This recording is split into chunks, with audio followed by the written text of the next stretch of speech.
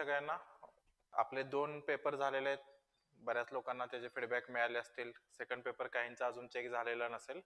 तर आतापर्यंतच्या दोन्ही पेपरमध्ये मला काही ज्या कॉमन चुका दिसल्या किंवा काही लोकांनी खूप चांगल्या पद्धतीनं पण लिहिलेलं आहे, काही टिपिकल क्वेश्चन्स मी आपल्या टेलिग्राम चॅनेलला, पब्लिक टेलिग्राम चॅनेलला याच्यातले काही सॅम्पल क्वेश्चन पेपर पण टाकतोय. बऱ्याच लोकांची मागणी आहे की कशा पद्धतीनं पेपर लिहिला जातो हे आपल्याला समजलं पाहिजे. ओके, पण त्याच्याबरोबर काही चुका पण आहेत. सो सगळेच पेपर आपण काय पब्लिक फोरमला टाकू शकत नाही. सो काही सॅम्पल मी केस आणलेले आहेत. आता याच्यामध्ये जे विद्यार्थ्यांनी ऑफलाईनला पेपर इथं लिहिलेला आहे, तर मी पेपरच्या आधी त्यांना बऱ्याचशा सूचना दिलेल्या आहेत. सो काही पॉइंट्स रिपीट होऊ शकतात त्यांच्यासाठी. जे विद्यार्थी ऑनलाईन म्हणजे पेपर लिहून जे PDF पाठवतात आपल्याला, त्या विद्यार्थ्यांना इंटरॅक्शन करण्यासाठी खास करून हा सेशन घेतोय. जे क्लासरूमचे विद्यार्थी आहेत ज्यांनी इथं पेपर लिहिला आहे त्यांच्यासाठी काही सॅम्पल मी स्क्रीनशॉट काढलेले आहेत की कसं लिहिलं पाहिजे कसं नाही. तो पोर्शन त्यांच्यासाठी नवीन असेल. बाकी जे जनरल इन्स्ट्रक्शन्स आहेत ते इथं आपण रिपीट होऊ शकतात. ओके, सो स्टार्ट करूया. पहिला आहे की क्वेश्चन सिलेक्शन. आता क्वेश्चन सिलेक्शन मध्ये काय होतंय बघा, बऱ्याचदा काय करतोय की पेपर येतोय, आपल्याला उत्सुकता असते की कसा पेपर येणार आहे. पटापट आपण पहिला प्रश्न बघतोय, अरे वा खूप छान. ह्याच्यातले पहिल्या प्रश्नामध्ये आता समजा 7 पैकी आपल्याला 5 लिहायचे असतील तर आपण लिहायला चालू करतो. मग त्यानंतर लक्षात येतं की नाही, हा प्रश्न चूज नाही करायला पाहिजे होता, पुढचा करायला पाहिजे होता. किंवा पहिला आणि 5वा क्वेश्चन जिथं 5-5 क्वेश्चन आपल्याला सोडवायचे आहेत ते सोडून बाकीचे क्वेश्चन आहेत त्याच्यामध्ये आपल्याला 3 क्वेश्चन सोडवायचे आहेत. A B C असे 3 क्वेश्चन्स असतील. आपण ए लिहायला घेतो, तो खूप चांगला लिहितो. बी लिहित असताना आपल्याला जाणवतं की अरे आपल्याला एवढा कॉन्फिडन्स नाही, याच्यामध्ये कंटेंट आपल्याला कमी पडतोय. मग आपण मध्येच बी क्वेश्चन सोडून देतो, सी ला हातच लावत नाही आणि परत कुठला तरी पुढच्या क्वेश्चनला आपण शिफ्ट होतो. याच्यातून काय होणार आहे लक्षात घ्या.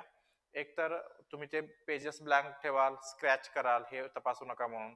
याच्यातून अगदी सुरुवातीला हे जर झालं, तसे काही पेपर मी बघितले, अगदी सुरुवातीला हे झालं तर मग खूप बॅड इम्प्रेशन पडेल. कारण तुम्ही पेपर जो एक्झामिनर आहे तो चेक करताना सुरुवातीच्या पानावरून तुमच्याबद्दल जज करत असेल तो. ओके, सो पेपर आल्यानंतर हे कॉमन इन्स्ट्रक्शन आहे. मी ऑफलाईनच्या विद्यार्थ्यांना पण बोललो, ऑफलाईन इन द सेन्स इतर ज्यांनी पेपर लिहिला त्यांच्यासाठी, की आल्यानंतर एक 5 मिनिटं शांत राहा. ओके, पहिला आणि 5वा क्वेश्चन कंपल्सरीच आहे.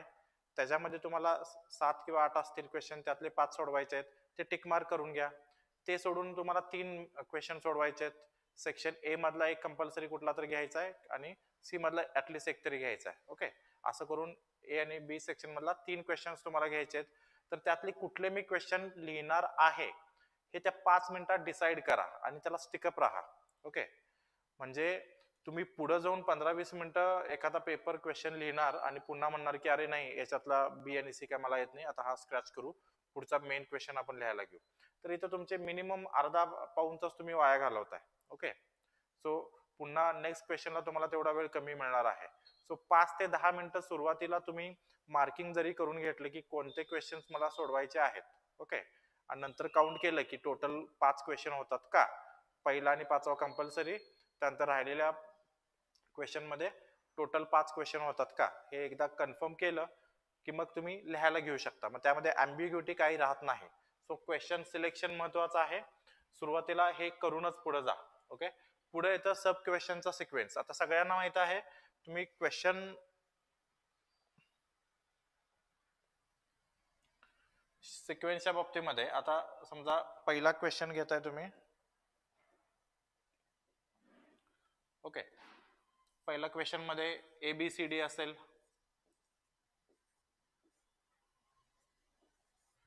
7 पैकी 5 क्वेश्चन सोडवायचे तुम्हाला. तर या केसमध्ये तुम्ही ए सोडवताय, बी सोडवताय, त्यानंतर डी सोडवताय, एफ सोडवताय आणि जी सोडवताय. या सिक्वेन्सने सोडवलं तर काहीच अडचण नाही. पण काही विद्यार्थी काय करतायत, सुरुवातीलाच एफ क्वेश्चन घेत आहेत. ओके, त्यानंतर मग पुन्हा बी क्वेश्चन घेत आहेत. तर मेन क्वेश्चन मध्ये पुन्हा असं सिक्वेन्स चेंज नका करू. ओके, असं कुठेही तुम्हाला म्हटलेलं नाही आहे की सिक्वेन्स सब क्वेश्चन मध्ये चेंज करता येत नाही. पण याच्यातून काय दिसतं, तुमचा लॅक ऑफ कॉन्फिडन्स दिसतो. ओके, मग तुम्ही पहिल्या 5-10 मिनिटात जर तो क्वेश्चन सिलेक्ट केला असेल की हा क्वेश्चन ABC 3 क्वेश्चन्स असतील, तो मला सगळे येतात, तर मग एबीसी प्रमाणे सोडवा ना. असं होत नाही की मला ह्या 5 क्वेश्चन मधला एफ क्वेश्चन एकदम चांगला येतो, तोच पहिला सोडवतो, मग खूप चांगलं इम्प्रेशन क्रिएट करतो वगैरे, असं होत नाही. लक्षात घ्या, जरी सुरुवातीला खूप चांगलं लिहिलं नंतर बिलो ऍव्हरेज लिहिलं तर शेवटी एक्झामिनरच्या ते लक्षात येणार आहे. ओके, त्यामुळं मला टिपिकल एबीसी मधला सी क्वेश्चन खूप चांगला येतो, त्यामुळे सी आधी लिहिणार, नंतर मग ए लिहिणार, नंतर बी लिहिणार, असं नका करू. मेन क्वेश्चन मध्ये तरी ऍटलीस्ट सिक्वेन्स फॉलो करा. तो इट शोज युअर कॉन्फिडन्स की तुम्हाला सगळा अभ्यास तुम्ही केलेला आहे, सगळा सिलेबस कव्हर केलेला आहे, कुठल्याही टॉपिक वरचा क्वेश्चन आला तर तुम्ही सोडवू शकता. ओके,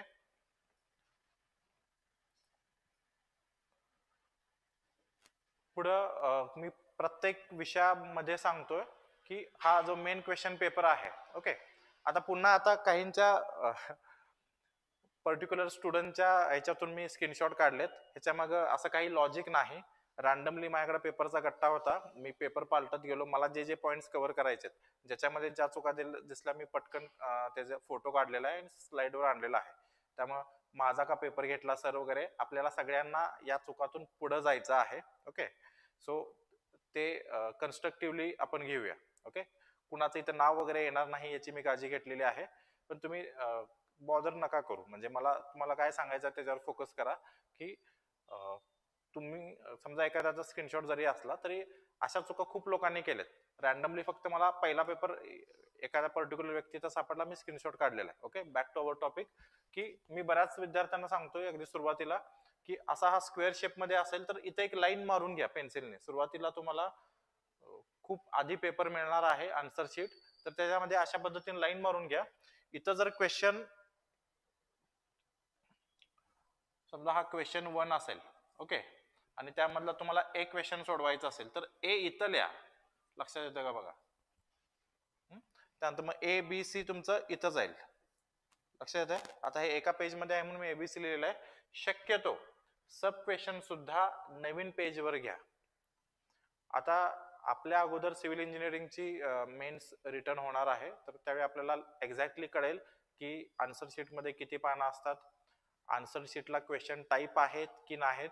सो त्यानुसार आपल्याला ते स्ट्रॅटेजी चेंज करता येईल. आता तर एवढंच लक्षात ठेवा, आन्सर जर क्वेश्चन जर टाईप असतील तर साहजिकच नवीन क्वेश्चन हा नवीन पानावरच असेल. नसतील टाईप तरीही सब क्वेश्चनच्या बाबतीमध्ये सुद्धा एक क्वेश्चन संपला तर बी क्वेश्चन हा कंपल्सरी नवीन पेज वरतीच घ्या. ओके, इथंच गिचमिट करू नका. बऱ्याच लोकांनी पेज सेव्हिंग करायचा प्रयत्न केलेला आहे, तर तसं नका करू. तुम्ही जशी आता प्रॅक्टिस कराल तशीच सवय ऍक्च्युअल एक्झाम मध्ये तुम्हाला लागणार आहे, तसाच तुम्ही पेपर सोडवणार आहात. ओके, सो कंपल्सरी हे एक इनर लाईन हे करा आणि याच्यामध्ये सब क्वेश्चन लिहा. हे खूप फरक पडतो. म्हणजे आता मी पेपर चेक करतोय तर मला हा क्वेश्चन कुठला लिहिलेला आहे हे शोधावं लागतं. मग कुठं आहे क्वेश्चन 5, हा 5 मग हा डी आहे असं. ओके, सो सिस्टमॅटिकली लिहिलं की इथं मेन क्वेश्चन आणि या लाईन मध्ये सब क्वेश्चन, तर ते चांगलं दिसेल. असंच लिहिलं पाहिजे का असं काही कंपल्सरी नाही. मी जास्त प्रेझेंटेबल कशा पद्धतीने आपल्याला करता येईल याच्याबद्दल डिस्कस करतोय. ओके, पुढचं आहे की आता बऱ्याचदा क्वेश्चन चालू होतो. बरेच विद्यार्थी काय करतायत की आता हा क्वेश्चन पेपर बघा. आता स्ट्रक्चर ऑफ एफएसएस आहे असं शॉर्ट नोट विचारली होती, तर मग हा मेन क्वेश्चनचा पोर्शन आहे. हा डी इथं लिहिलेला आहे. सब क्वेश्चन दिसतंय सगळ्यांना? थोडं मेसेज करा, लक्षात येईल. हा डी क्वेश्चन इथं लिहिलेला आहे आणि स्ट्रक्चर ऑफ एफएसएस आहे हे टायटल लिहिलेलं आहे. तर कंपल्सरी हे असलं पाहिजे. क्वेश्चन कुठला पण असेल तर तुम्ही हे टायटल लिहिल्याने काय होतं बघा, रॅन्डमली ज्यावेळी पेज आपण पालटतो आणि पुढच्या पेजवर येतो तर सगळ्यात आधी लक्ष काय जाणार आहे? टायटल वरती जाणार आहे. म्हणजेच लक्षात येईल एक्झामिनरला. आता दिवसातून मी समजा 15-20 पेपर तपासत असू तर एक 4-5 पेपर नंतर मला आता क्वेश्चनचा सिक्वेन्स पण पाठ झालेला असतो. ओके, मग खूप शोधावं लागत नाही. जर टायटल तुम्ही लिहिला असेल तर लगेच कळतं की हा एफएसएसआय वरती शॉर्ट नोट लिहिलेला आहे याने, मग हा क्वेश्चन सब क्वेश्चन कडे पण लक्ष देत नाही. आता इथं करताना कंपल्सरी काय करा, ह्याला पूर्णपणे बॉक्स करा. ओके, अंडरलाईन तुम्ही बऱ्याच ठिकाणी करणार आहात, त्यामुळं सगळीकडे अंडरलाईन असतं तर ह्याला युनिकनेस थोडा येऊ द्या. आता बऱ्याच लोकांनी असा बॉक्स खूप ठिकाणी केलेला आहे. मी सेम तुम्हाला पुढचं पेज दाखवतो. जसं आता इथं बघा, आता कार्बोहायड्रेट्स पेपर 1 सेक्शन 2 मधला हा प्रश्न होता. तर कार्बोहायड्रेटचं प्रोटीन बरोबर इंटरॅक्शन काय आहे, फॅट्स बरोबर इंटरॅक्शन काय आहे. आता या केसमध्ये बघा यांनी बॉक्स वगैरे केलेला आहे, तर ब्रॅकेट ऍक्च्युली कशाला पाहिजे होतं. इथं मेन मुद्दा काय आहे, कार्बोहायड्रेटचं फॅटशी इंटरॅक्शन काय आहे. लक्षात येते का बघा. आता हे ऍक्च्युअली इंटरॅक्शन वगैरे त्यांनी सांगितलेलं आहे, पण याला ब्रॅकेट केलं तर हा मुद्दा कधी संपला कार्बोहायड्रेट आणि प्रोटीनचा आणि कधी पुढचा चालू झाला हे लवकर लक्षात येत नाही. याला तुम्ही अंडरलाईन करा. तुम्हाला जास्त हायलाईट करायचं असेल तर स्केलच्या साहाय्याने डबल अंडरलाईन करा. पण बॉक्सिंग जे आहे ते फक्त टायटलला झालं पाहिजे आणि त्या आन्सर मध्ये समजा एकापेक्षा जास्त प्रश्न विचारले असतील, फॉर एक्झाम्पल हाय प्रेशर प्रोसेसिंगचं प्रिन्सिपल सांगा आणि त्याचे लिमिटेशन्स लिहा. तर principles of SPP high pressure processing, okay, त्याला एक बॉक्स येईल आणि त्याच्यानंतर खाली तो लिहिल्यानंतर तुम्ही लिमिटेशन्स ऑफ एचपीपी जे लिहिणार आहात तर त्याला एक बॉक्स येईल.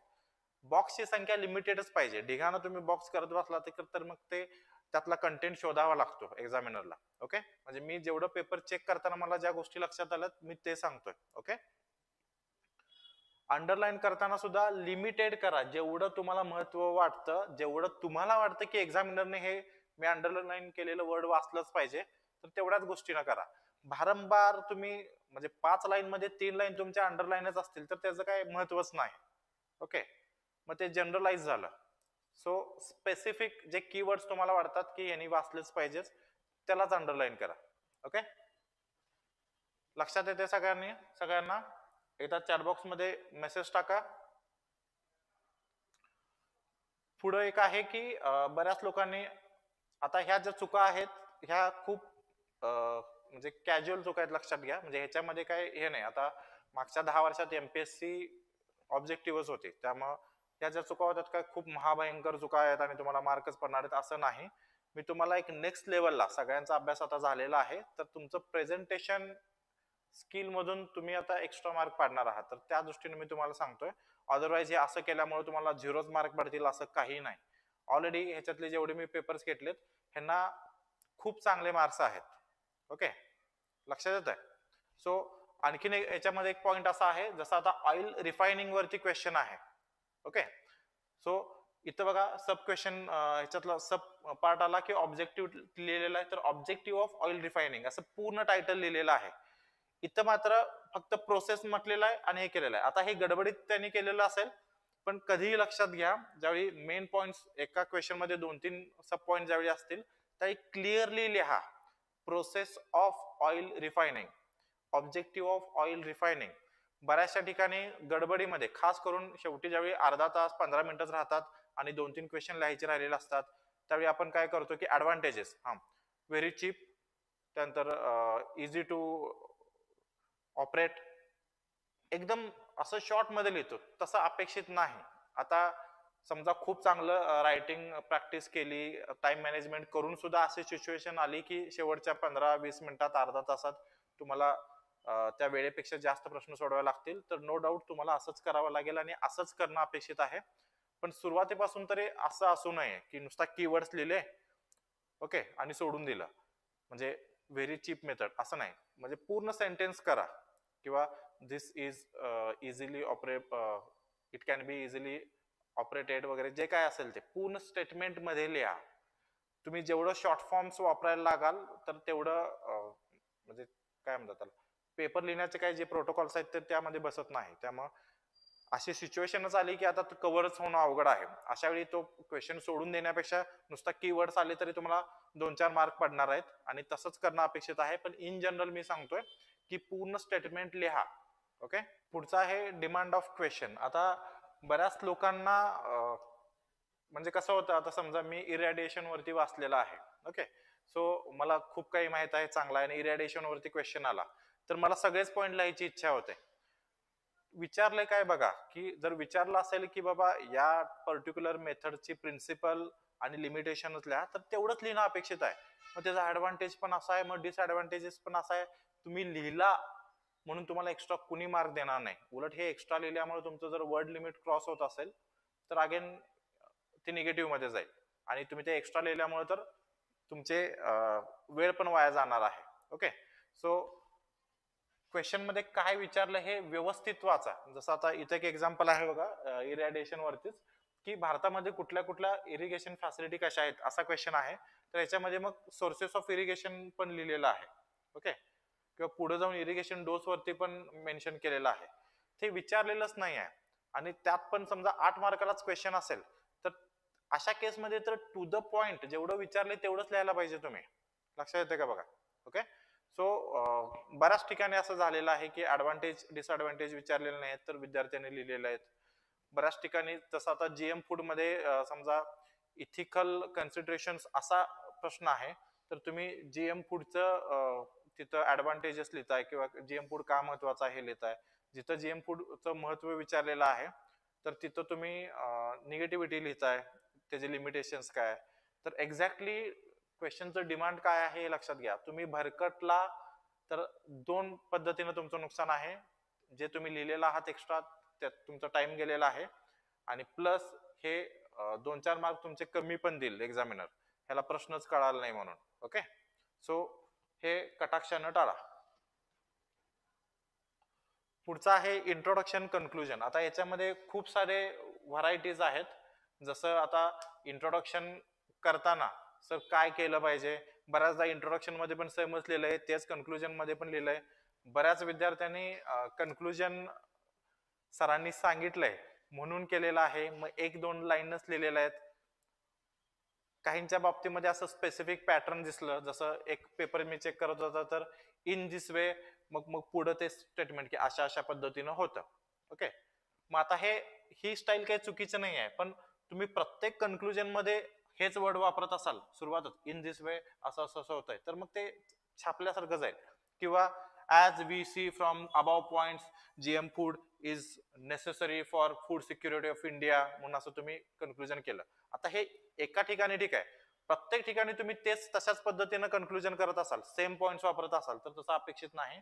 थोडा युनिकनेस दाखवा. मी ऑफलाईनच्या म्हणजे इथल्या ज्यांनी इथं पेपर सोडवला त्यांनाही बोललोय की प्रत्येक टॉपिक मध्ये ना, जसं जीएम फूड मध्ये इंट्रोडक्शन काय येणार कन्क्लुजन काय येणार हे फिक्स करता येतं, तुम्हाला ते पॉइंट्स माहित आहेत.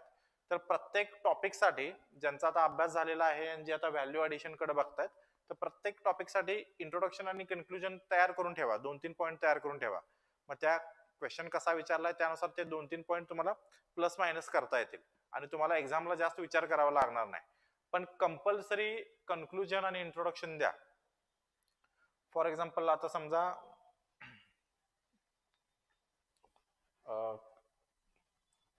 अँटीऑक्सिडंट्स ऍज अ न्यूट्रोसिटिकल असा एक क्वेश्चन एक्झामला होता. ओके, तर याच्यामध्ये आता अँटीऑक्सिडंट आणि न्यूट्रोसिटिकल दोन टर्म्स आहेत, तर दोन्ही तुम्ही एक्सप्लेन थोडक्यात करणं अपेक्षित आहे. नंतर मग अँटीऑक्सिडंट हे न्यूट्रोसिटिकल का आहे. ओके, फॉर एक्झाम्पल आता अँटीऑक्सिडंट ऍज अ न्यूट्रोसिटिकल, आता अँटीऑक्सिडंट न्यूट्रोसिटिकल का आहे असं विचारलंय तर काय काय आहे तर न्यूट्रोसिटिकल काय आहे. तर मग न्यूट्रोसिटिकल आधी तुम्ही डिफाईन करणं अपेक्षित आहे. न्यूट्रोसिटिकल डिफाईन केल्यानंतर मग अँटीऑक्सिडंट मध्ये काय प्रॉपर्टीज आहेत ज्याच्यामुळे त्याला न्यूट्रोसिटिकल आपण म्हणू शकतो. ओके, अशा पद्धतीनं फ्लो येईल. सो सुरुवातीला इंट्रोडक्शन मध्ये न्यूट्रोसिटिकल अनुषंगाने तुम्ही लिहू शकता. कन्क्लुजन मध्ये ह्या इथं काय करणार आहे तुम्ही की अँटीऑक्सिडंट मध्ये वरील प्रॉपर्टीज आहेत त्यामुळं we can consider it as nutraceutical, त्याच्यामुळे हे हे हेल्थ बेनिफिट्स आहेत म्हणजे अबाव मेन्शन केलेलं अशा पद्धतीनं म्हणून. किंवा प्लस ह्याच्यामध्ये आणखीन डीप मध्ये आता या क्वेश्चनला लॉजिक नाही म्हणजे आहे तसं अप्लाय होत नाही, पण याचा एक्सेस वापर वगैरे ज्युडिशियस यूज केला पाहिजे असं जिथं ऍप्लिकेबल आहे. आता अँटीऑक्सिडंटला काय तो मुद्दा नाही, तर तशा पद्धतीनं तुम्ही कन्क्लुजन करू शकता. ओके, पण हे कंपल्सरी आहे. तुम्ही फक्त राईट द डिसएडव्हान्टेजेस ऑफ एवढा क्वेश्चन आणि डिसएडव्हान्टेजेस लिहून आला तर असं नाही. इंट्रोडक्शन बद्दल मध्ये कशाचे डिसएडव्हान्टेजेस विचारले त्याबद्दल इंट्रोडक्शन असलं पाहिजे आणि सोल्युशन कन्क्लुजन मध्ये ओव्हरऑल त्या डिसएडव्हान्टेजेस जरी असले तरी हे हे फायदे आहेत त्यामुळे हे वापरावं लागतं. अशा पद्धतीनं काहीतरी तुम्ही एक कन्क्लूड केलं पाहिजे. लक्षात येतं, सारांश करणं. आणि प्रत्येक टॉपिक मध्ये आता मी जो सेक्शन BCD घेतलेला आहे तर त्यामध्ये प्रत्येक याच्यामध्ये तुम्ही 2-3 पॉईंट्स कन्क्लुजनला काढू शकता. ऑलरेडी आपण नोट्स मध्ये पण तसे काही कन्क्लुजनचे पॉईंट्स दिलेत, तर हे फिक्स करून ठेवा म्हणजे जास्त एक्झामच्या वेळी विचार करावा लागणार नाही. ओके, सो बरेच लोक लिहितच नाहीत, काही लिहितात ते वन लाईन मध्ये लिहितात आणि वन लाईन लिहिलेलं लगेच कळतं की हा मी बोललोय म्हणून मग लिहितायत वन लाईन काहीतरी असावं म्हणून. पण असंही असू नये. ओके, ऍटलिस्ट कन्क्लुजन तरी खूप चांगल्या पद्धतीनं ऑब्झर्व केलं जातं. इंट्रोडक्शनचा रोल त्या आन्सरला सुरुवात करून देणं आहे, त्यामुळे तिथं थोडंफार प्लस मायनस चालेल, पण कन्क्लुजन बद्दल तुमची भूमिका काय आहे हे त्यावरून ठरतं, तुम्हाला कितपत ते अंडरस्टँडिंग झालेलं आहे. आता काही विद्यार्थ्यांनी विचारलं होतं मागच्या वेळी की केमिस्ट्रीमध्ये सर कन्क्लुजन कशा पद्धतीनं करायचं. ओके, तर केमिस्ट्रीमध्ये लिमिटेशन्स आहेत, जिथं प्रॉब्लेम्स आहेत, जिथं तुम्हाला केमिकल फॉर्म्युलावरून त्याचं नाव आयडेंटिफाय करायचं आहे किंवा नावावरून केमिकल फॉर्म्युला काढायचा आहे, तर अशा ठिकाणी मात्र तुम्हाला इंट्रोडक्शन आणि कन्क्लुजनची गरज नाही. किंवा ऍज युजल समजा एखादा प्रिन्सिपल विचारलेला आहे केमिस्ट्रीमध्ये, तर तिथं सुद्धा लिमिटेशन्स आहेत. तर केमिस्ट्रीमध्ये थोडंफार हे करू शकता, काही टॉपिक्सला तयार करता येत असेल तर तयार करून ठेवा, पण इथं डायग्राम्स किंवा केमिकल नॉमेनक्लेचर आणि प्रॉब्लेमसाठी कॅल्क्युलेशनसाठी अजिबातच गरज नाही, स्किप करू शकता इंट्रोडक्शन कन्क्लुजन. ओके, लक्षात येत आहे इथपर्यंत काय तुम्हाला डाऊट आहे इंट्रोडक्शन कन्क्लुजनच्या बाबतीमध्ये, किंवा आतापर्यंत मी जेवढे पॉइंट्स घेतले त्याच्यामध्ये काही डाऊट्स असतील तर विचारा. ओके,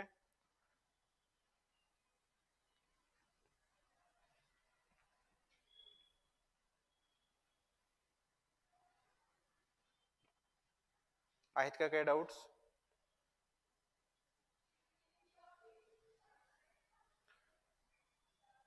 मेसेज करा.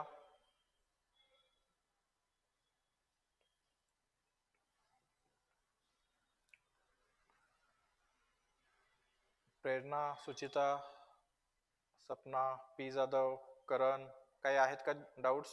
आवाज येतोय माझा?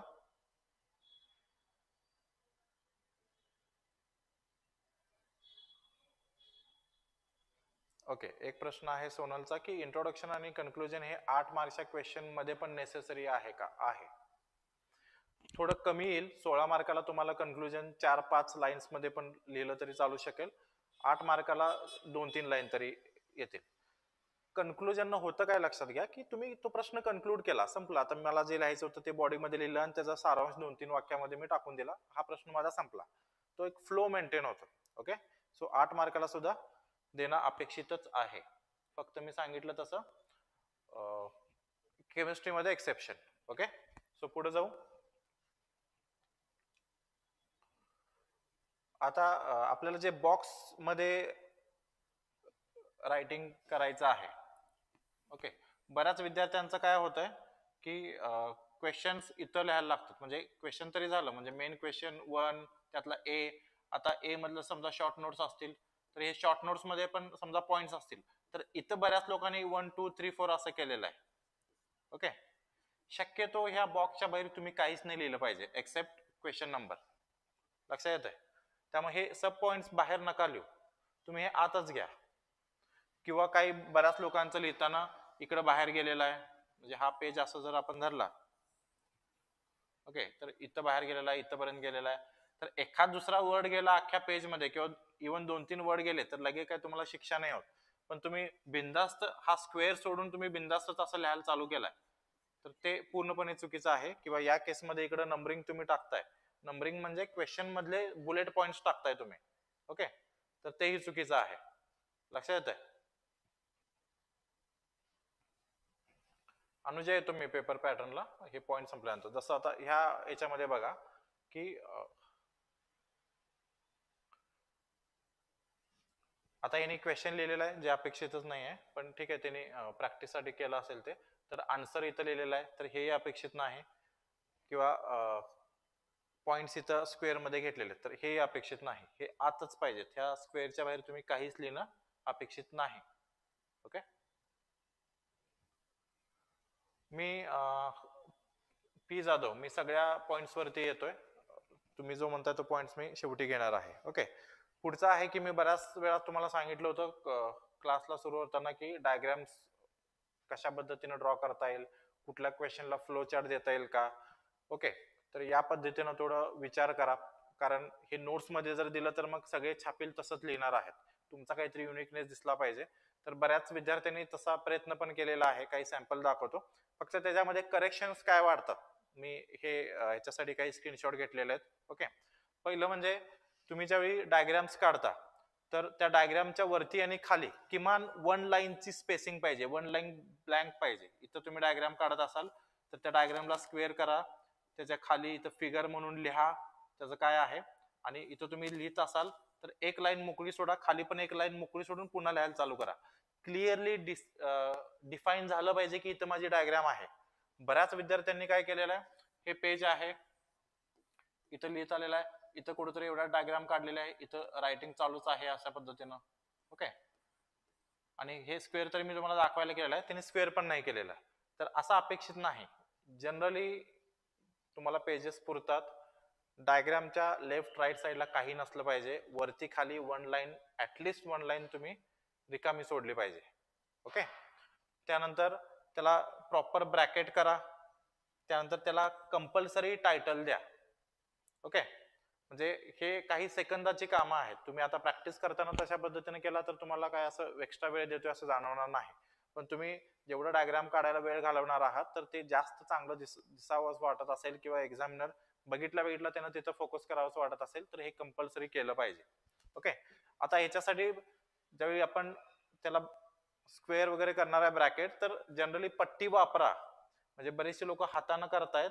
इव्हन म्हणजे आता काही ऑब्जेक्शन असे पण आले की सर पट्टी कधी वापरू, वेळच मिळत नाही म्हणून हातानेच करतो. तर जिथं खूप मोठी लाईन ड्रॉ करायची आहे, डायग्राम मोठी आहे, तर अशा ठिकाणी बॉक्स हाताने करण्यापेक्षा पट्टीने करा, 1-2 सेकंदांनी काही फरक पडत नाही. किंवा बऱ्याचशा ठिकाणी स्क्वेअर सर्कल वगैरे काढलेले आहेत, तर अशी हे पण एक मिळतं, मला आता नाव लक्षात येत नाही, याला काय म्हणतात, 360 डिग्री मध्ये सर्कल मिळतो. तर याच्यामध्ये वेगवेगळ्या साईजचे सर्कल असतात. तर हे एक तुम्ही घेऊन ठेवा. जिथं तुम्हाला काही क्वेश्चन्स मध्ये तुम्हाला पॉइंट्स असे दाखवायचे आहेत, तुम्ही असं सर्कल ड्रॉ करताय आणि अशा पद्धतीने पॉइंट्स दाखवायचे आहेत. ओके, तर या केसमध्ये याच्याने सर्कल ड्रॉ केलेला खूप फरक पडतो. बऱ्याच लोकांचं, आता ज्यांचं बऱ्यापैकी सर्कल व्यवस्थित येते त्यांच्या बाबतीत मी म्हणत नाही, पण काहींचे अगदीच म्हणजे काहींचे असं ते अंडाकृती एक शेप दिसतं, काहींचं असं उबड दिसतं, काहींचं इथून फिरवली लाईन पुन्हा तिथं टेकतच नाही. ओके, तर याला काही खूप वेळ लागत नाही. लक्षात घ्या, ह्या छोट्या छोट्या इम्प्रुव्हमेंट आहेत, जसं आपण म्हणू 0.5% इम्प्रुव्हमेंट असतील, पण ते प्रत्येक क्वेश्चन्स मध्ये होत गेल्या तर अल्टिमेटली 4-5 मार्काचा अख्ख्या पेपरमध्ये डिफरन्स पण खूप काउंट होणार आहे पुढे जाऊन. ओके,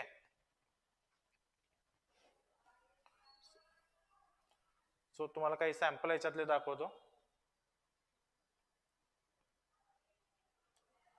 आता इथं बघा की असं होतात, एक सर्कल काढला असता तर काय एवढं त्यात प्रॉब्लेम नव्हता. तुम्ही 2-3 सर्कल ज्यावेळी काढता त्यावेळी ते सिंक्रोनाइज होत नाही. ओके, ह्याच्यात काही प्रॉब्लेम नाही, लक्षात घ्या, किंवा याच्यामुळे काय मार्क तुमचे लगेच कमी होत नाहीत. पण ओव्हरऑल मी शेवटी सांगतोय काय की आता आपल्या क्लासचे असो किंवा बाहेर असो, सगळे नोट्स तरी मोस्टली सगळे बऱ्याचशा टॉपिकसाठी बाहेरचे पण आपलेच वापरतायत.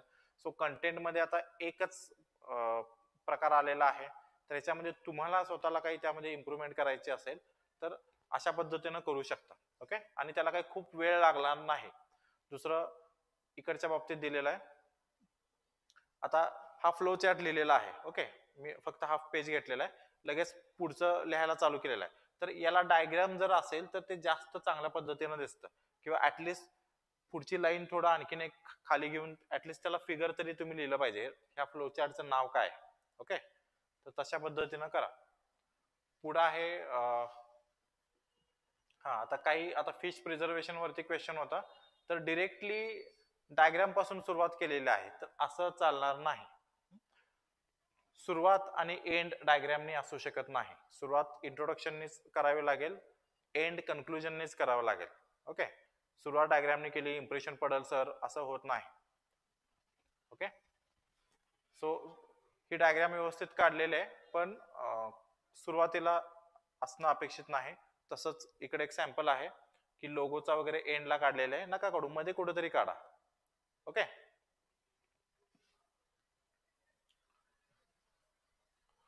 पुढं खाडाखोडच्या बाबतीमध्ये की सिम्पली मी तुम्हाला काही पुढं पण दाखवतो.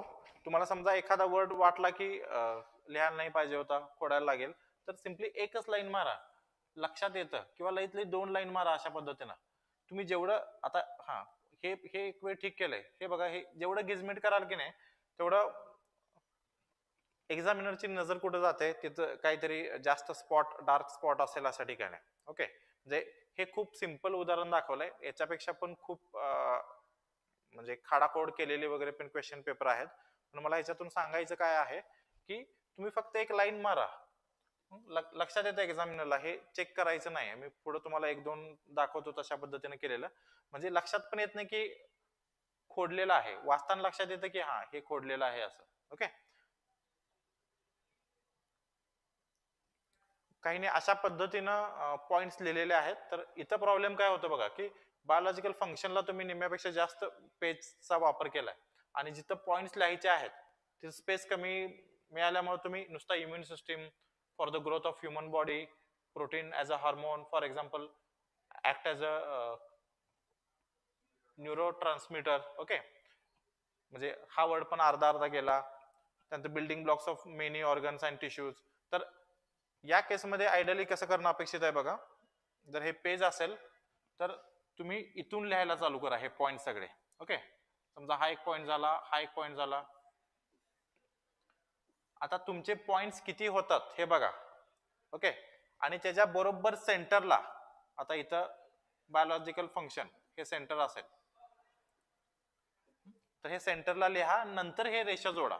तोपर्यंत तुम्ही रेषा पण जोडू नका. बऱ्याचदा काय होतं, आपल्याला वाटतं की 6 पॉइंट आहेत पण त्यावेळी गडबडीत 5च आठवले. तर काही अडचण नाही, 5 पॉइंटचा तुम्ही सेंटर काढा आणि इथून हे असं जोडून घ्या. ओके, स्केलनी पटापट जोडू शकता. लक्षात येते का बघा. ह्याच्यात होतं काय की कंटेंट वरती फोकस आहे. मग हे जे लिहिलंय की आता हा पॉइंट इकडे लिहिलाय तुम्ही. ओके, लक्षात येते का बघा, इथून पॉइंट चालू झाला आणि शेवटचा पॉइंट इकडे आलाय, सरकलाय.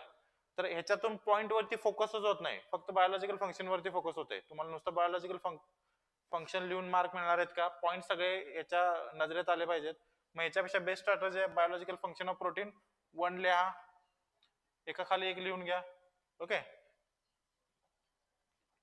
इथं 1 2 3 असं लिहून घ्या. डायरेक्ट पॉइंट वर तरी फोकस होईल. तुम्हाला असं काही करायचं असेल तर मग मी म्हणतोय तसं इथून लिहायला चालू करा डायरेक्ट, आणि त्याचा सेंटर पकडा, नंतर रेषा जोडून घ्या. ओके,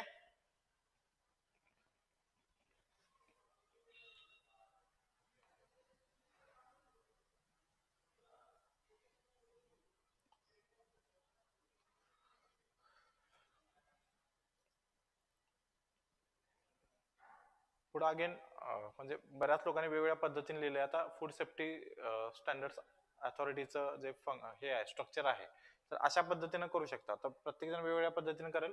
तर इथं बघा, हे डायग्राम का दिसायला छान वाटतं, एकतर वरती लाईन चिटकून लिहिलेली नाही आहे, खाली स्पेस सोडलेली आहे, याच्यामध्ये प्रत्येक गोष्ट वाचण्यासारखी आहे.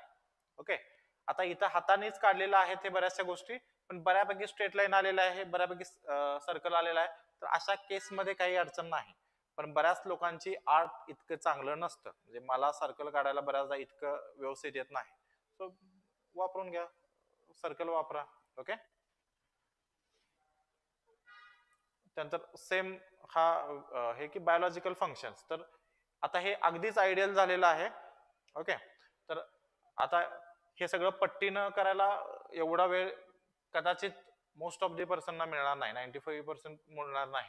त्यामुळे हे तुम्ही ब्रॅकेट नाही केलं तरी चालेल, पण किमान अशा पद्धतीने तुम्ही पट्टीनं लाईन तरी काढू शकता. आता हे तुम्हाला एक्स्ट्रा लिहायचं असेल तर अगेन मी सांगितलं तसं इथं बायोलॉजिकल फंक्शन येणार,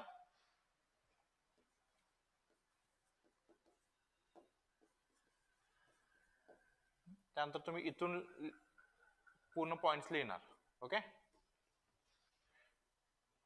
तुमच्या कंटेंटला जास्त महत्वाचं आहे, लक्षात घ्या. म्हणजे हे सगळं डिझायनिंग वगैरे आलंच, ते एक्स्ट्रा आहे. बेसिकली तुमचा कंटेंट आधी एक्झामिनरला दिसला पाहिजे. ओके,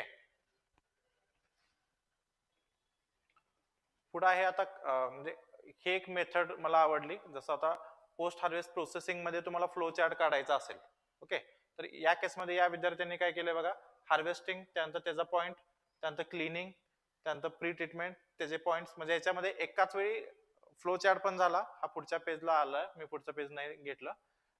एकाच वेळी फ्लो चार्ट पण दिसला आणि त्याचे काही पॉइंट्स इम्पॉर्टंट आहेत ते पण मेन्शन झाले. ओके, आता याच्यात आणखीन काय थोडं हे करू शकता तुम्ही. आता इथं स्पेस कमी पडलेली आहे, त्यामुळं तुम्ही हे थोडं फ्लो चार्ट इकडे घेऊ शकता. ओके, हार्वेस्टिंग घेत आहे. आता हार्वेस्टिंगचं समजा तुम्ही 3-4 लाईन्स लिहिले किंवा समजा 3च लाईन्स आहेत. पुढचं इथं येणार क्लिनिंग. आता क्लिनिंग मध्ये मात्र 5 लाईन्स असतील असं आपण गृहीत धरू. ओके, त्यानंतर मग पुढचं येणार समजा काय ट्रीटमेंट आहे, प्री ट्रीटमेंट. तर आधीच हे डिफाईन नका करू. आधी फ्लो चार्ट मी लिहून घेतला आणि नंतर त्याचं डिस्क्रिप्शन असं नका करू. काही ठिकाणी तुम्हाला कमी डिस्क्रिप्शन मिळेल, काही ठिकाणी जास्त लिहावं लागेल. त्यामुळे तो पॉइंट लिहा, डिस्क्रिप्शन लिहा, ही एक लाईन फॉलो करा, त्याच्या या बाजूला येऊ नका.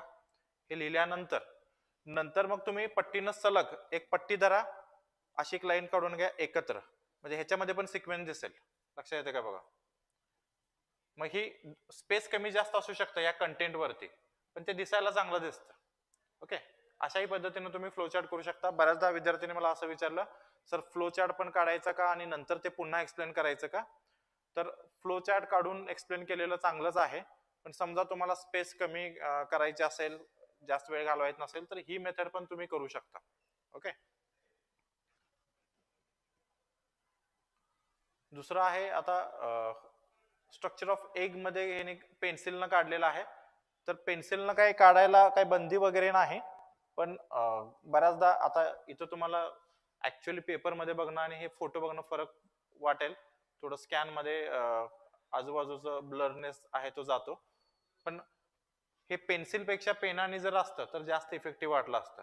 म्हणजे ऍज अ एक्झामिनर म्हणून मी ज्यावेळी चेक करताना बघतोय ते. ओके, सो शक्यतो आहे तोच पेन वापरा, तिथं तुम्हाला वेळ पण हे करता येईल आणि ह्याचा सराव करा. आता मग हे जास्त सराव न करता काढलेलं डायग्राम आहे.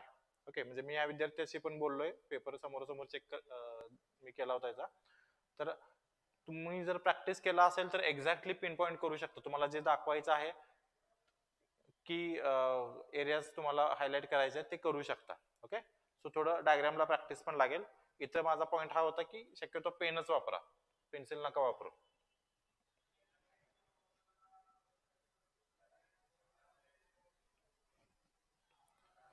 पुढचं महत्वाचा प्रश्न येतोय बऱ्याच लोकांना, वर्ड लिमिट काय फॉलो करू सर, मग जास्त केलं तर काय प्रॉब्लेम होईल का?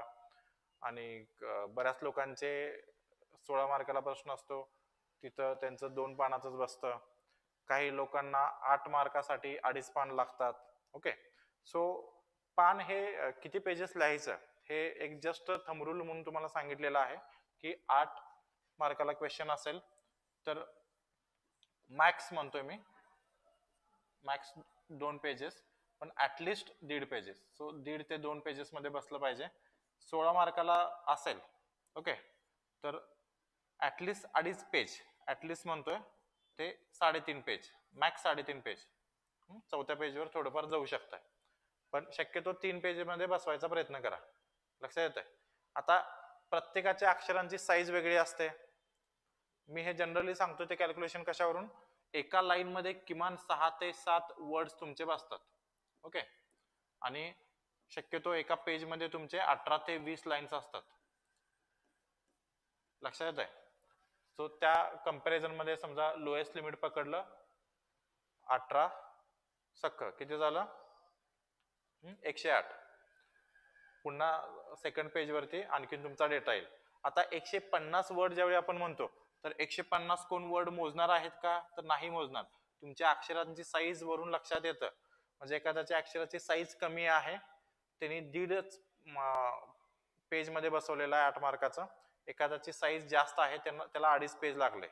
तर असं नाही होत की हे 2.5 पेज म्हणजे खूप पुढे गेलाय. तर अक्षराचा फॉन्टच मोठा असेल तर एक्झामिनरला तेवढं कळतं याचा वर्ड लिमिट बरोबर आहे. जाणवतं कधी, एक 10-20% ची जी लिमिट आहे ती तुम्ही क्रॉस करता. 150 मार्काच्या अगेन्स्ट तुम्ही 120 वर्ड मध्ये लिहिलाय किंवा तुम्ही 180 क्रॉस केलंय, तर हे लगेच आयडेंटिफाय होतं. हे मोजायची गरज पण लागत नाही. ओके, म्हणजे आता तुम्हाला वाटत असेल असं कसं मोजावं लागत. आता आम्ही पेपर तपासतोय तर लगेच कळतं की नाही यांनी खूपच लिहिलंय, एवढं गरजेचं पण नाही, आणि वर्ड लिमिट पण क्रॉस केलंय, किंवा नाही यांनी पॉइंट्स बरेचसे गाळलेले आहेत, खूपच शॉर्ट मध्ये लिहिलेलं आहे, हे लक्षात येतं. ओके, सो पेज तुमचा एका लाईन मध्ये किती बसतात आणि एका पेजवर किती लाईन्स लिहितात त्याच्यावरून ठरवा की तुम्हाला किती पेज लागेल 8 मार्क्ससाठी आणि किती पेज लागेल 16 मार्क्ससाठी. ओके. पुढचं आता तुमची प्रायोरिटी काय असली पाहिजे. आता मी बरंचसं जे तुम्हाला सांगितलं त्यामध्ये आता 2-3 मुद्दे येतात. पहिला मुद्दा असा आहे की सर अजून माझा अभ्यास झालेला नाही आहे आणि तुम्ही हे स्ट्रक्चर वगैरे सांगताय. सो प्रत्येक जण कुठल्या कुठल्या लेवलला आहे हे स्वतः तुम्ही जाणता, तुम्हाला माहित आहे. सगळ्यात पहिली प्रायोरिटी काय असली पाहिजे एक्झामच्या दृष्टीने की तुमचा paper at any cost complete झालाच पाहिजे. ओके. मग त्यामध्ये आन्सर मध्ये थोडंफार काही पॉइंट्स राहिले असतील किंवा डायग्राम टाकले नसतील, हे नंतरच्या गोष्टी झाल्या. सगळ्यात बेसिक क्रायटेरिया काय आहे तुम्हाला रेसमध्ये राहण्यासाठी, तुमचा क्वेश्चन पेपर कंपल्सरी कव्हर झाला पाहिजे. ओके. सो याला ऑरच नाही. सो त्या दृष्टीने रायटिंग प्रॅक्टिस करा. जे लेट ज्यांनी अभ्यासाला सुरुवात केली असेल, आत्ता कव्हर होत आला असेल, अजून रायटिंग प्रॅक्टिस ज्यांनी नसेल केली त्यांनी कंपल्सरी 4 ते 5 रायटिंग प्रॅक्टिस करा. जे ऑलरेडी करत आले असतील पण अजूनही पेपर त्यांना वाटते की कव्हर होत नाही, तर त्यांनी सुद्धा कंपल्सरी आता जेवढे दिवस राहिले त्यातले तुम्ही निम्मा वेळ फक्त रायटिंग प्रॅक्टिसला जरी दिला तरी ते फ्रुटफुल आहे. तुम्हाला असं वाटेल की निम्मा दिवस तर रायटिंगला द्यायचं, त्याच्याने काय मला अजून पॉइंट्स रिवाइज करायचे आहेत, अजून काही इकडच्या तिकडच्या नोट्स मधून काही पॉइंट मिळतात का ते बघायचे आहेत. तर नाही, तुम्ही जर पेपरच कव्हर करू शकला नाही तर तुम्ही लिहिलेल्या पेपरमध्ये किती छान छान पॉइंट्स लिहिले असाल तरी समजा तुम्ही 3 क्वेश्चन्स, एखादा अख्खा क्वेश्चन 40 मार्काचा तुम्ही सोडून दिला किंवा त्यातलं समजा 16 मार्काचा एखादा क्वेश्चन राहिला. ओके. आणि राहिलेले फास्ट लिहिला त्यामुळे तिथं पण निम्मे निम्मे मार्क म्हणजे 25-30 मार्काचं तुम्ही सोडूनच दिलं तर त्यामध्ये तुम्हाला निम्म तरी मार्क्स 13-14 तरी मार्क्स पडणार होते. ओके. तर तुम्ही आपोआपच त्या रेसमधून बाहेर जाता किंवा मग तुम्ही क्लास 1 होऊ शकला असता तर क्लास 2 होणार. ओके. हा फरक पडतो. त्यामुळे इथे एक्सक्यूज नाही. पहिला प्रायोरिटी तुमचा पेपर कव्हर होणंच.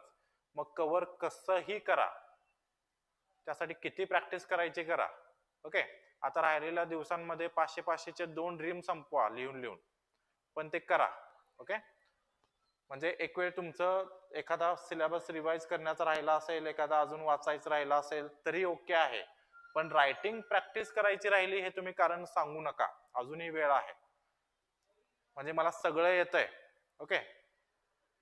पण मी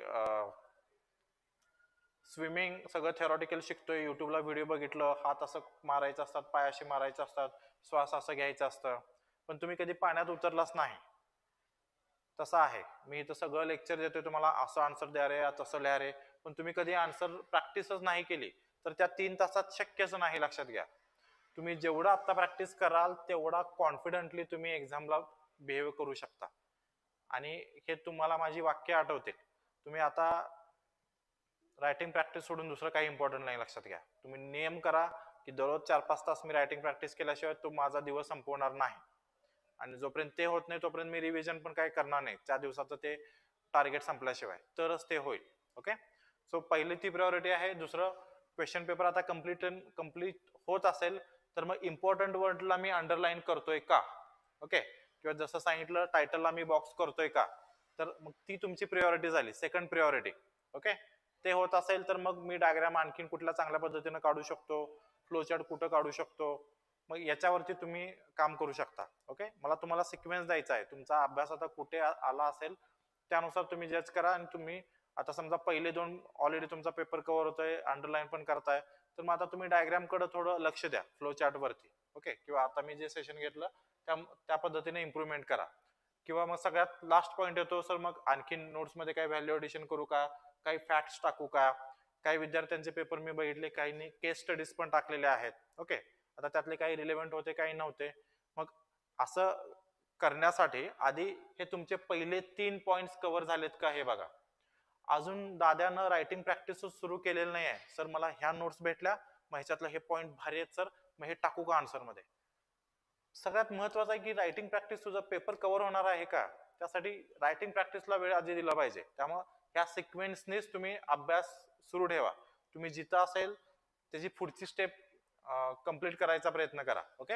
हे सगळं तिन्ही झालं असेल तर नक्कीच तुम्ही बाहेरचे पण रिसोर्सेस वापरा. तुम्हाला वाटत असेल की हे अशा पद्धतीने पण चांगलं लिहू शकतो, हे पॉईंट इथं ऍड करू शकतो, करंटला हे झालं होतं तर हे याच्यामध्ये ऍड करू शकतो, तर बिंदास करा. पण माझं ओन जजमेंट असं सांगतं की पहिल्यांदाच डिस्क्रिप्टिव्ह पेपर होतोय आणि ज्या पद्धतीनं रायटिंग वगैरे असणं हे सगळं नवीनच असल्यामुळं खूप काही highly demanding answers with case study असं आयडियल तुमच्याकडनं अपेक्षित असणार नाही. सगळ्यात मेन तुम्ही पोस्ट मिळवण्यासाठी तुम्हाला सगळ्यात सोपं काय असेल तर तुम्ही क्वेश्चन पेपर कम्प्लीट केलेला असेल आणि जे काय लिहिलं असेल ते ऍटलिस्ट रिडेबल पाहिजे. आता बऱ्याच विद्यार्थ्यांचे मी पेपर तपासले, काही फॅकल्टीनी तपासलेलं मी प्रत्येक पेपर मी स्वतः डोळ्याकडून घातलेला आहे. तर काहींचे अक्षरे एवढी चांगली नाहीत तरीही त्यांना मार्क पडलेले आहेत. लक्षात घ्या. म्हणजे इथं दोन एक्स्ट्रीम टोका आहेत. काही लोकांचं म्हणणं आहे सर माझी अक्षरं चांगलीच नाही आहेत मग मला मार्कच मिळणार नाही का, तर तसं नाही आहे. लक्षात घ्या. जोपर्यंत एक्झामिनरला तुमचं आन्सर वाचता येतं तेवढं बेसिक क्रायटेरिया आहे. लक्षात येतंय. त्यामुळे त्यांनी अगदीच डिमोटिवेट व्हायचं कारण नाही. तुम्ही पेपरमध्ये पण चेक केला असेल, जे टॉपरचे रेंज आहे त्या टॉपरमध्ये पण म्हणजे अक्षर ज्यांची चांगली नाहीत त्यांना पण मार्क्स पडलेत. क्रायटेरिया एवढाच आहे की आपल्याला वाचता आलं पाहिजे. ओके. आणि मग डायग्राम फ्लोचार्ट मध्ये तुम्ही आणखीन चांगल्या पद्धतीनं रिप्रेझेंटेशन वाढवू शकता. दुसरं एक एक्स्ट्रीम टोक आहे की माझे अक्षर खूपच चांगले आहेत. ओके. पण माझ्याकडे कंटेंटच नाही आहे. तर अशा केसमध्ये me again I am repeating की कंटेंट ही तुमची प्रिऑरिटी आहे.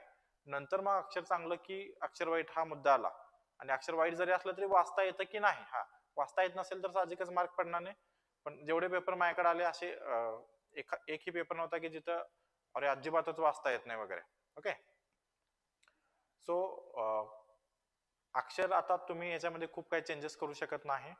फक्त ते व्यवस्थित रिप्रेझेंटेशन करता येईल आपल्याला, जिथं जिथं लाईन स्पेसिंग सोडता येईल, डायग्राम व्यवस्थित काढता येईल एवढंच बघा.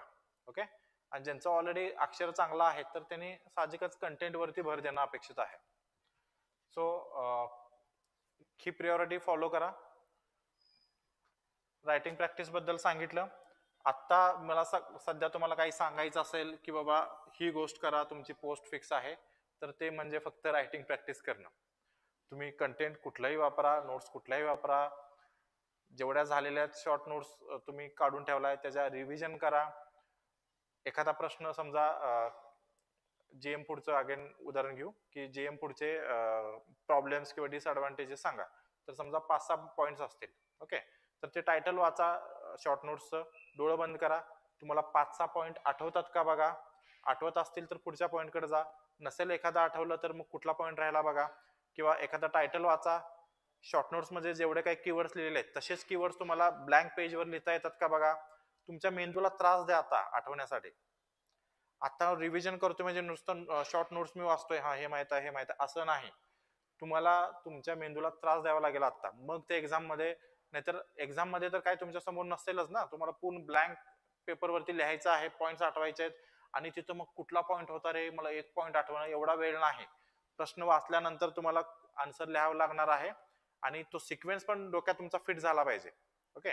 तर तुम्ही शॉर्ट नोट्स काढला असेल, अंडरलाईन केला असेल, हायलाईट केला असेल, जे काय असेल त्याची रिव्हिजन इथून पुढे खूप वेळा होणार आहे. पहिली रिव्हिजन व्हायला तुम्हाला पेपर 1 पेपर 2 चा सगळा रिव्हिजन शॉर्ट नोट्स तुमचे कदाचित एक आठवडा लागेल. आणि तेच तुमची एक्झामच्या आदल्या दिवशी तुम्ही एका दिवसात दोन्ही पेपरचं रिव्हिजन शॉर्ट नोट्सचं करू शकाल. इतकं ते स्क्वीज होत जाईल. हे मला माहित आहे, हे मला माहित आहे, हे मला आठवतंय, हे मी मेमोराईज केलं, ओके चला पुढं, अशा पद्धतीनं होतं. मग तेवढ्या रिव्हिजन तुमच्या फास्ट होतात आणि तेवढा तुम्हाला कॉन्फिडन्स वाढतो. त्यामुळे आता रिव्हिजन करताना काय करणं अपेक्षित आहे तुम्ही की पॉइंट्स घ्या आणि कीवर्ड्स तरी आठवतात का बघा. रेग्युलर रायटिंग प्रॅक्टिस तुम्ही 4-5 तास करणार आहे ते कंपल्सरीच आहे, दॅट इज अनदर पार्ट. तो सोडून मला पॉइंट्स आठवतात का, हा हा कीवर्ड्स घ्या. एचपीपीचं प्रिन्सिपल, हा मग कीवर्ड्स तर लिहून बघा, तुम्हाला सगळं आठवतंय काय, लिमिटेशन्स आठवतंय का बघा. ह्याच्याने काय होणार आहे माहिती आहे का, म्हणजे जेवढं मेमोराईज तुम्ही जुन्या काळात बघा गुरुकुल पद्धतीमध्ये ज्यावेळी आपण शिकत होतो त्यावेळी पाठांतर, संस्कृत श्लोक वगैरे पाठांतर करायचे. हे रिपिटेशन केल्याने मेंदूमध्ये त्यासाठी सेल तशा पद्धतीनं, म्हणजे काय म्हणतात खूप सायंटिफिकली बोलायचं असेल तर तशा मेंदूमध्ये ज्या अशा वळण असतात, भेगा असतात, तर त्या पर्टिक्युलरली मेमरीशी रिलेटेड असतात, तशा तयार होतात. तुम्ही फक्त आता माहित आहे म्हटला आणि डायरेक्ट एक्झामला गेला तर कदाचित तुम्हाला 7-8 पॉईंट पैकी 4च आठवतील, कारण तुम्ही मेंदूला त्रास दिला नाही. कारण आतापर्यंत मेंदू ट्रेंड कशासाठी आहे, एमसीक्यू साठी. नुसतं वाचून जायचं, 4 पर्याय आला की लगेच कळतं की अरे हा हे पर्याय आहेत. ओके. त्यामुळे आतापर्यंत बघा सस्टेनेबल डेव्हलपमेंट गोल्स किती का असेनात, फक्त तुम्ही वाचून गेला होता. प्रश्न काय येत होता की खालीलपैकी कोणतं सस्टेनेबल डेव्हलपमेंट गोल नाही किंवा मिलेनियम डेव्हलपमेंट गोल नाही. ओके, पण जो नाही तो एकदमच ऑड होता, तुम्हाला लगेच कळत होतं की हे नाही आहे किंवा हे आहे, त्यासाठी पाठच करावं असं काय अपेक्षित नव्हतं. लक्षात येतंय? इथं मात्र तुम्हाला पॉइंट्स तरी माहित पाहिजेत. तो कीवर्ड आठवला की तुम्ही त्याच्यावरती एक दोन लाईन्स लिहू शकता. ओके, तर तशा पद्धतीनं तुम्ही रिव्हिजन करा.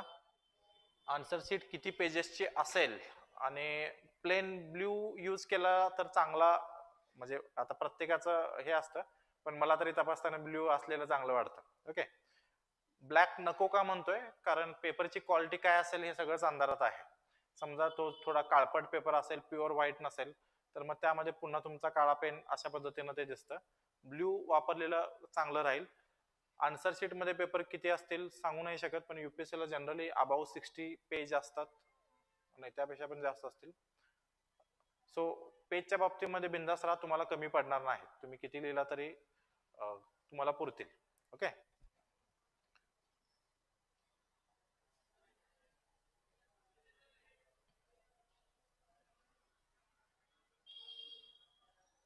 हा संदीपचा प्रश्न आहे, क्वेश्चन 1 आणि 5 मध्ये 7 पैकी 5 तुम्हाला सोडवायचे आहेत, तर ते सिक्वेन्सली करावे लागतात का रॅन्डमली चालतात? रॅन्डमली पण चालतात, असं कुठंच रूल नाही.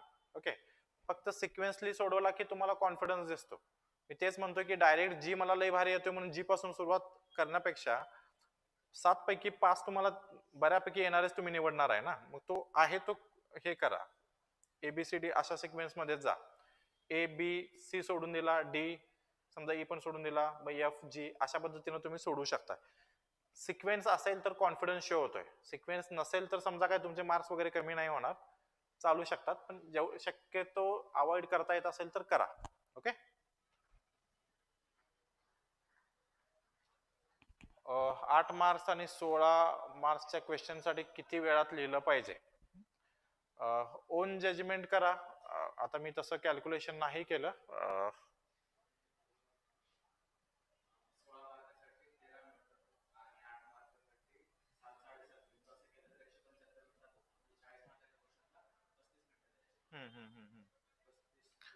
हा, म्हणजे तुम्ही 16 मार्काला एक 12 ते 13 मिनिटं धरा आणि 8 मार्काला 6 ते 7 मिनिटं. ओके, म्हणजे तुम्ही 12th फेल मूवी बघितला असाल तर बघा, त्यामध्ये तो दाखवलेला आहे, त्याला मेन्स निघत नसते, मग तो IAS कडे जातो, मग ते सांगतात की एवढ्या मिनिटामध्ये त्याचं नावावरतीच लिहायला लावतात तरी त्याला सुचत नाही. कारण हे मी काय एम्फेसाइज करतोय अगदी डे 1 पासून की रायटिंग प्रॅक्टिस करा, किंवा अजूनही वेळ आहे, अजूनही रायटिंग प्रॅक्टिस करा. तुम्ही जेवढं रायटिंगला तुम्ही आत्ता त्रास घ्याल तेवढं तुम्ही एक्झाम मध्ये हसाल, लक्षात घ्या. अदरवाईज काय सिच्युएशन होते, म्हणजे 6 महिने मी एवढा अभ्यास केला आणि मला लिहिता काय येत नाही हे समजतच नाही, मी काय केलं असा प्रश्न पडतो. ओके, सो 6 ते 7 मिनिटं 8 मार्काला, 12 ते 13 मिनिटं.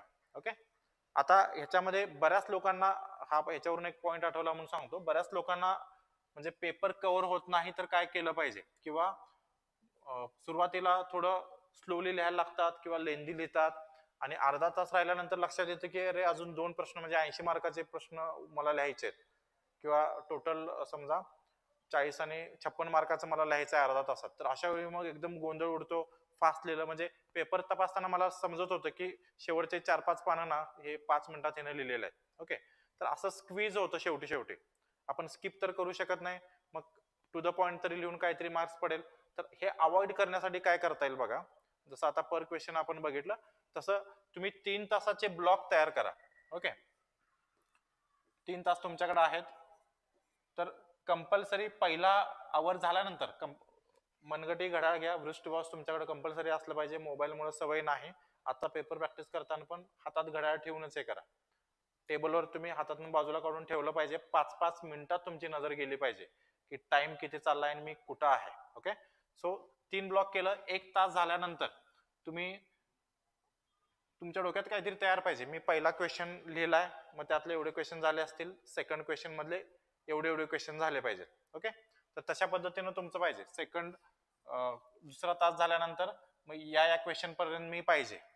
मग ह्याच्याने होतं काय, पहिला क्वेश्चन झाल्यानंतर ज्यावेळी तुम्हाला लक्षात येतं की आता 1 तास झालाय, तर माझं टार्गेट होतं की एवढे क्वेश्चन कम्प्लीट करायचे. झालेत का? मोस्ट ऑफ द केसमध्ये 99% झालेलं नसतं. तर 1 तासानंतरच तुम्हाला लक्षात येतं की मी मागं पडतोय. मग जे काय तुमचं फास्ट लिहिणं आहे ते पुढच्या 2 तासामध्ये डिस्ट्रीब्यूट होतं. त्यामुळे कुठेही एक्झामिनरला लक्षात येत नाही किंवा कळत नाही की हे ना फास्ट कव्हर होत नाही म्हणून शेवटी काहीतरी गुंडाळलंय. लक्षात येतंय? तसंच तुम्हाला मग सेकंड आवर नंतर करावं लागेल. मग इथं कदाचित तुम्ही 2 क्वेश्चननी 8-8 मार्काचे समजा किंवा 16 मार्काच्या 1 आणि 8 मार्काचे 1 असं 2 क्वेश्चननी तुम्ही मागं असाल 2 तास झाल्यानंतर, तर पुढच्या 1 तासात टार्गेट असलेलं क्वेश्चन प्लस हे 2 क्वेश्चन एवढं लिहायचं आहे. मग हे 1 तास आधी कळणं पण खूप महत्वाचं आहे. तुम्ही तिथूनच तुम्ही फास्ट ट्रॅक करू शकता. एखाद्या आवडीच्या क्वेश्चनला तुम्ही स्ट्रक होताय, लेंदी लिहित बसलाय, ते तिथंच एंड करून लगेच पुढच्या क्वेश्चनला जाऊ शकता. त्यामुळे जसं एमसीक्यूच्या बाबतीत होतं कंटिन्युअस आपलं घड्याळाकडे लक्ष होतं, तसंच तुमचं लक्ष असलं पाहिजे. ओके. आणि हे आता प्रॅक्टिस करत असताना पण हे करा, तिथं जाऊनच असं नाही. आता तुम्हाला जे काही स्ट्रॅटेजी ठेवायची आहे ते सगळं आता प्रॅक्टिस करताना ती स्ट्रॅटेजी बनवा, ती वर्कआउट होते का बघा, त्यात काही चेंजेस करावे लागतात का बघा. ओके. असं जर तुम्ही ब्लॉक वाईज गेला 1-1 तासाचे, तर तुम्हाला आधी हे कळणं की मी खूपच स्लो लिहितोय, हे तुम्हाला सुधारणा करायला पुढचे 2 तास 1 तास शिल्लक असतात, त्यात तुम्ही सुधारणा करू शकता, फास्ट लिहू शकता. शेवटच्या अर्धा तासात, शेवटच्या 15 मिनिटात हे कळून काही उपयोग नाही. ओके.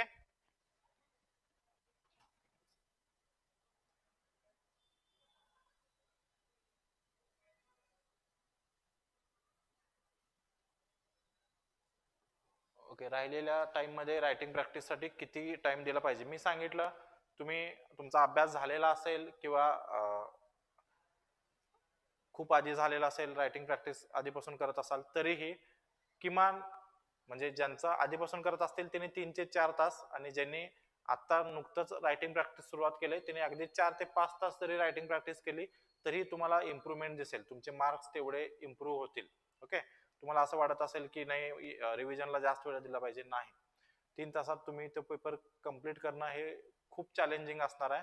त्यामुळं तुमच्या समजा 10 रिव्हिजनच्या ऐवजी 5 किंवा 6 रिव्हिजन झाल्या तरी काही फरक पडत नाही, पण तुम्ही रायटिंग प्रॅक्टिस नाही केली तर पेपर कव्हर नाही होणार.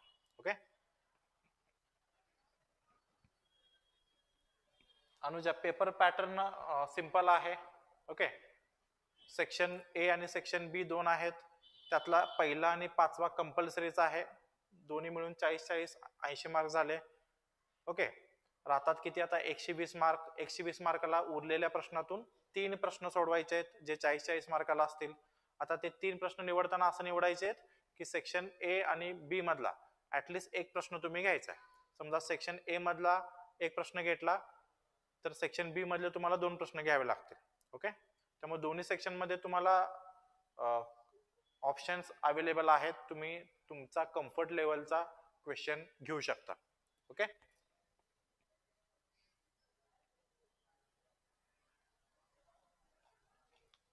बोला, आणखीन काही डाऊट्स आहेत का? मला वाटतं सगळे डाऊट्स मी घेतलेले आहेत. किती नंबर ऑफ क्वेश्चन अटेम्प्ट व्हायला पाहिजेत? पी जाधव, मला हेच नाही कळालं किती क्वेश्चन अटेम्प्ट व्हायला पाहिजेत म्हणजे? जे तुम्हाला कंपल्सरी सोडवायचे आहेत 200 मार्काचे क्वेश्चन्स असतील ते सगळेच करावे लागतील ना. जसं ए क्वेश्चन 1 आणि क्वेश्चन 5 मध्ये 5-5 क्वेश्चन तुम्हाला कंपल्सरी सोडवावे लागतील. मग तिथं 10-8 मार्काचे क्वेश्चन झाले. ओके. ते सोडून अपेक्षित असं आहे की 16-16 मार्काचे 2 क्वेश्चन आणि 8 मार्काचा 1 क्वेश्चन असं एका मेन क्वेश्चन मध्ये असतील, बाकीच्या क्वेश्चन्स मध्ये 40 मार्कासाठी. ओके. तसे तुम्हाला 3 सोडवायचे आहेत, म्हणजे 16 मार्काचे किती 6 क्वेश्चन तुम्हाला सोडवायचे आहेत आणि 8 मार्काचे 3 सोडवायचे आहेत, म्हणजे टोटल 13 मार्काचे 13 क्वेश्चन्स 8 मार्काचे आणि 6 क्वेश्चन्स 16 मार्काचे. ओके. सो सगळ्यांना once again all the best. Thank you.